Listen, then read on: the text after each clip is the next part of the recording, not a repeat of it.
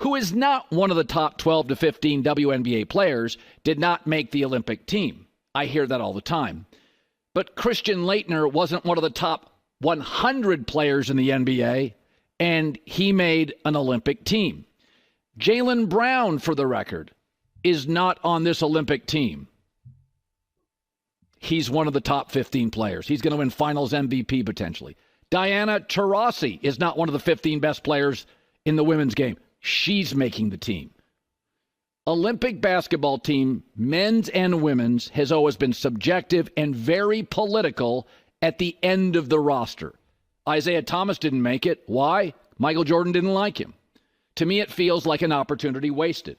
When Conor McGregor came into the UFC, there were fighters over the last 5-6 years who passed up immediate title fights to fight Conor McGregor. Why? Eyeballs. Yeah. You don't think when Tiger Woods had that 10, 12-year historic run, guys didn't fight to be in his foursome? Eyeballs. The WNBA Finals had 700,000 viewers. The draft that included Caitlyn Clark had 3 times as many.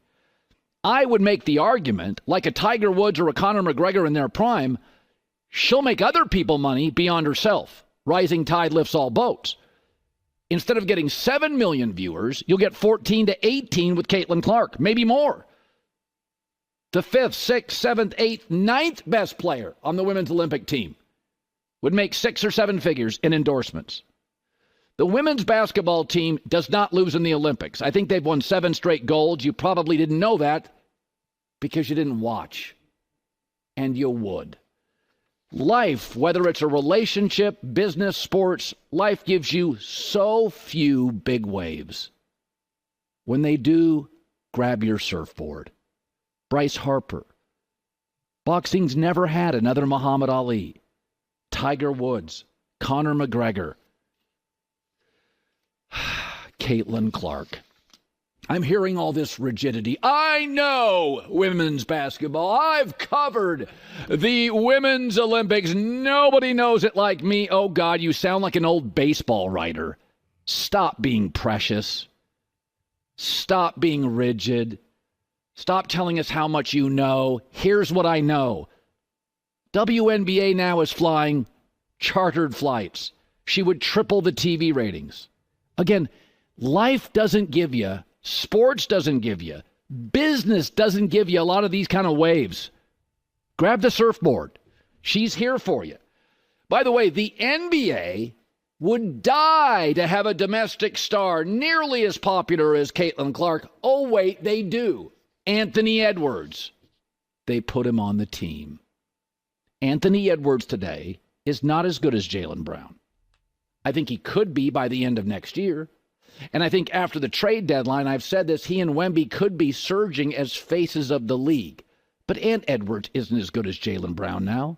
Ant is unrefined. He's up and down. He's hot and cold. Jaylen Brown's great every night. They found a spot for him on the team. Women's basketball feels like it's suffering from spite or historically low self-esteem, where they want to prove that they know more than you do. Here's what I know.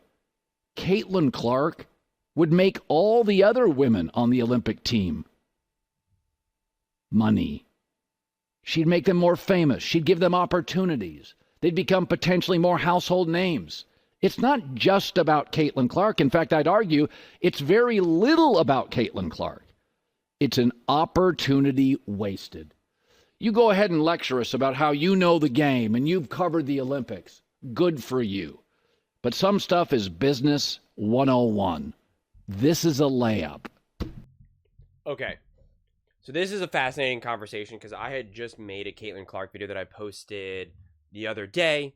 It was all about kind of her uprising and kind of the popularity and how these other factors like race and money and all of this has kind of impacted her. This is really mind-blowing to me. Mind-blowing.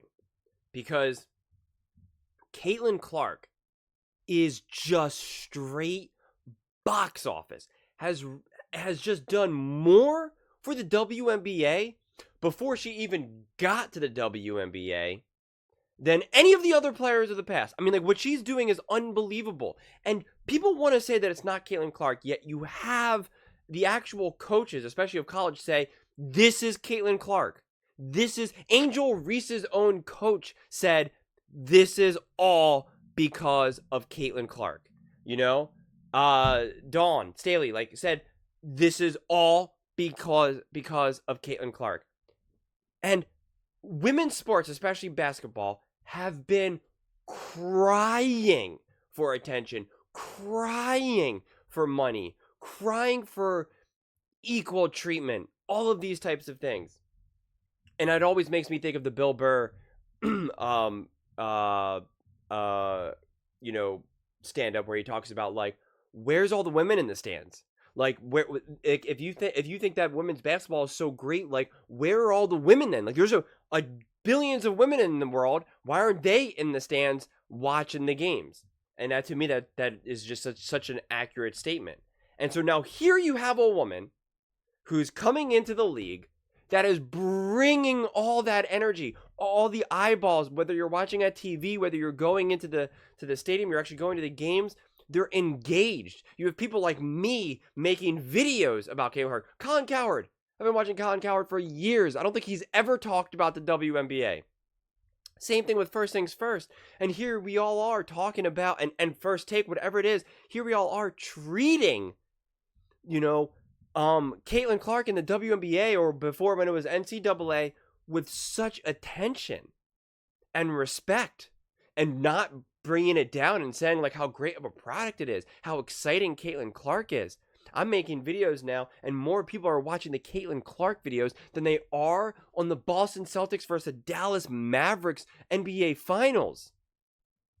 And now you are going to have all of that attention on the Olympics. All of it. And they just said no. Because they think that they're something that they're not. They want to go with this, you have to earn your way. Everyone has to earn their way. This, that, blah, blah, blah, blah, blah, blah. It's nonsense. They don't know how to do the business. They don't know how to run the business. They don't know how to play the game. This is like the people who run the WNBA as a whole, or Team USA, women's basketball as a whole. Not to mention, she is a great player. People are acting like she's not a good player. Like she's just super popular just because. And then you could see the argument a little bit. Well, listen, she's just really popular because of whatever reason. She's really not that good. She is really good. I understand that she hasn't, won 10 games in a row in the WNBA, and she's not leading the MVP vote, and her team is, poised to win the championship. But there's a lot more to that. And it's exactly what Colin just said. You don't always just take the best 10, 12 players, whatever it may be. That it's a lot more complicated than that. And to deny that Caitlyn Clark wouldn't have helped that team even win, let alone just the energy, just let alone the finances, like, that's all people complained about when Britney was in jail in Russia. That's all they complained about, and said she shouldn't have to have gone to Russia to make money. She should have been able to make money in the U.S. if people actually respected the WNBA. This is how you respect the WNBA, because of people like Caitlyn Clark. This is how you make money. This is how you build the brand. This is how you build women's basketball as a whole, both nationally and globally.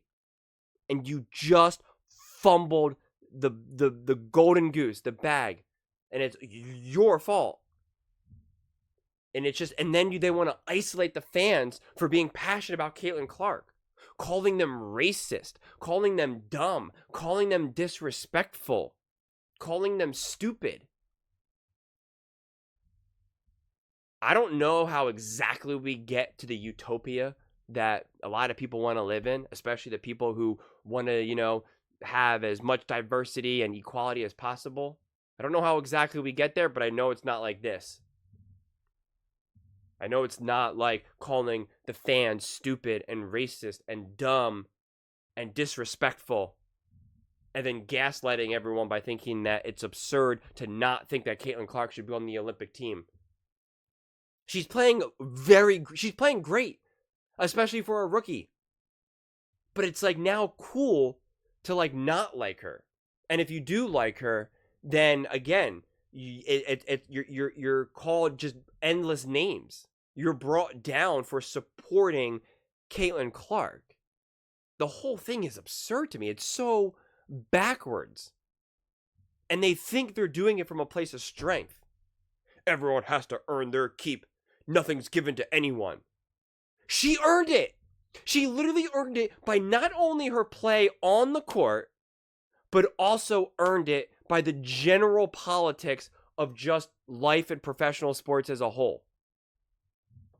Like Colin just said, Ant may not be technically the top player, and Jaylen Brown is better, which is technically up for debate, but who knows?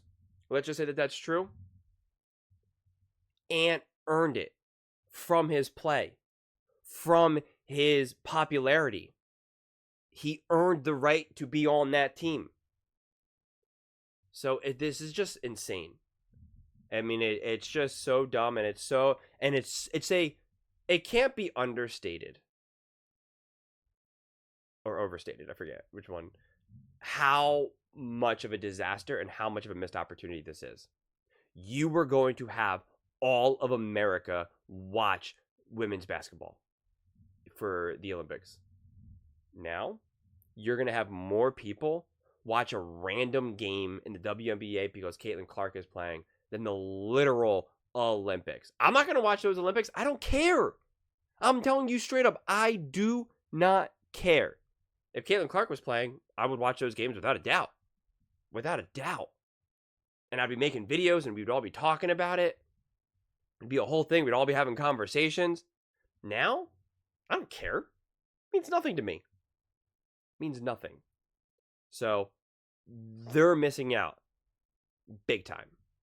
Because they think that they're just going to get popular through hard work and dedication. You've been doing that for years. And no one cares. Because it was a subpar product that Caitlyn Clark made exciting because of her attitude, because of her gameplay, because of her Steph Curry-like ability to jump off the screen.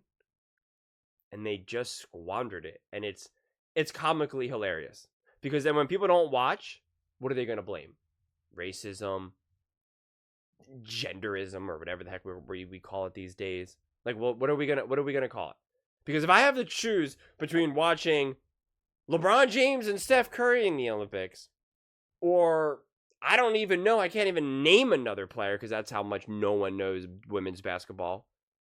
Like, who are you gonna? Where are we gonna put our attention? I can only watch so much basketball. I can only watch so much sports. I only have so much time in my life to set aside to this type of stuff. It's just absurd. It really, really is. But those are just my thoughts. I would absolutely love to hear yours. What do you guys all think? Do you think this was a missed opportunity or a snub? Or do you think, no, she's not good enough, so she does not deserve to be on the Olympic team? Let me know in the comments below. I read every single comment, so whether you agree with me or disagree with me, either way, let's get in some discussions, let's get in some fights, but ultimately, let's just have some fun. And please do consider subscribing. We are building an amazing community here, and I would absolutely love to see you part of it. I want to build something that we all genuinely feel connected to, something that we're really excited to be part of, and I think we're well on our way to doing it. And please don't forget to give this video a thumbs up, as it really does help with the visibility and the algorithm. Thank you so much. See you next time.